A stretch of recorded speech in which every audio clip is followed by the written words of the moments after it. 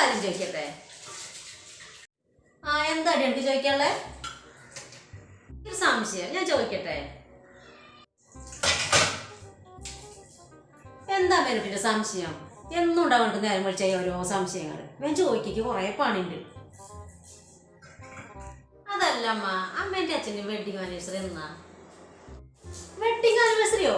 അതെന്താ സാധനം? അമ്മ വെഡിങ് ആനിവേഴ്സറി എന്ന് പറഞ്ഞ എന്താ അറിയോ? അമ്മ അച്ഛനും കല്യാണം കഴിച്ച ദിവസം. ഈ അമ്മയ്ക്ക് ഒന്നും അറിയില്ല. അതാ പറ്റി ചോദിക്കണത്. ഞാൻ വിചാരിച്ചു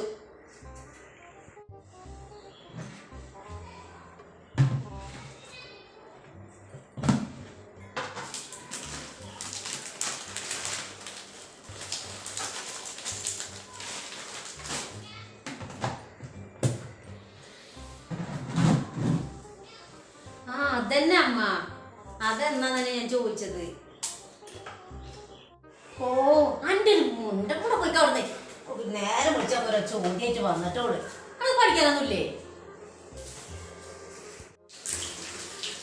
എന്താ അമ്മയ്ക്ക് അറിയണ്ടല്ലേ ഞാൻ ചോദിക്കണേ? എനിക്കത് ഓർക്കണം തന്നെ ഭ്രാന്താണ്. ജാതി ഒരു വണ്ടി മലിന്റെ തലയിൽ വന്ന് പെട്ടത് ഓർത്തിട്ട്. അതെന്താ പല വിചാരം അറിഞ്ഞിട്ട് പണക്കെന്താ കാര്യം? അതമ്മ ഞാൻ ഇന്നലെ രാത്രി യൂട്യൂബിൽ കണ്ടതാണേ. എന്റെ പൊന്നാര ഷിജി, അനക്ക് ഞാൻ എന്തിനാണ് ഈ ഫോൺ വാങ്ങി തന്നത്? യൂട്യൂബിൽ കണ്ടോണ്ടിരിക്കാനാ? ആ ഓൺലൈൻ ക്ലാസ്സിന് വേണ്ടിയിട്ട് ഞാൻ ഇല്ലാത്ത പൈസ മുടക്കി വാങ്ങിയതാണത്.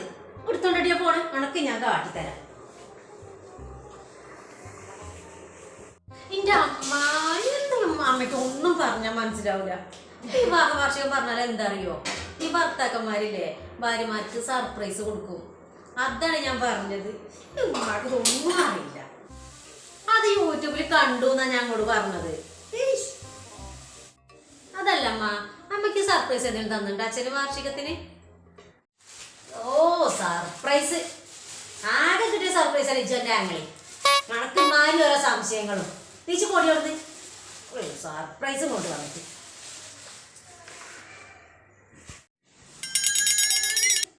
ഷീജേജി യൂട്യൂബിലും ടിവിയിലും കണ്ടേ അതിന് അമ്മേനോട്ട് സ്വപ്നം കണ്ട് നടക്കണ്ട കേട്ടോ. ഓരൊക്കെ വലിയ വലിയ ആൾക്കാരാണ് അതിൽ കാണുന്നത്. ഓരോ നല്ല നല്ല കാര്യങ്ങൾ അതിൽ ഇടുന്നത്.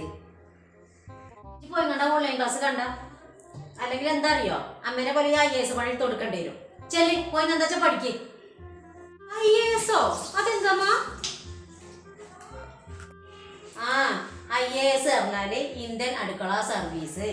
അത് പറഞ്ഞാൽ തന്നെ വെക്കുക, വിളമ്പുക, ഉറ്റുക, കഴുകിക്കുക, അടിക്കുക, തുടക്കുക, ഇതൊക്കെ തന്നെ.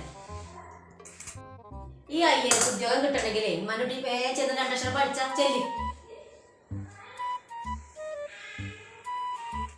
ഓരോ സംശയം കൊണ്ടുവന്നത് അപ്പൊ രാവിലെ തന്നെ.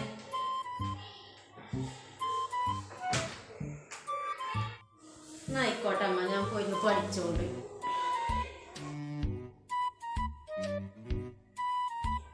പിന്നെ അവിടക്ക് ഞാൻ നേരം വിളിച്ചാകുമ്പോ ഓരോ കാര്യം പറഞ്ഞിട്ട് വരാൻ നിൽക്കണ്ട കേട്ടോ ജി.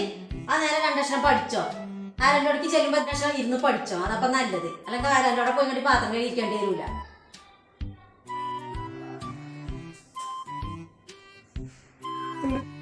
ഇല്ല നേരം വിളിച്ചാകുമ്പോ ഓരോ സംശയം കൊണ്ടുവന്നിട്ടോളൂ.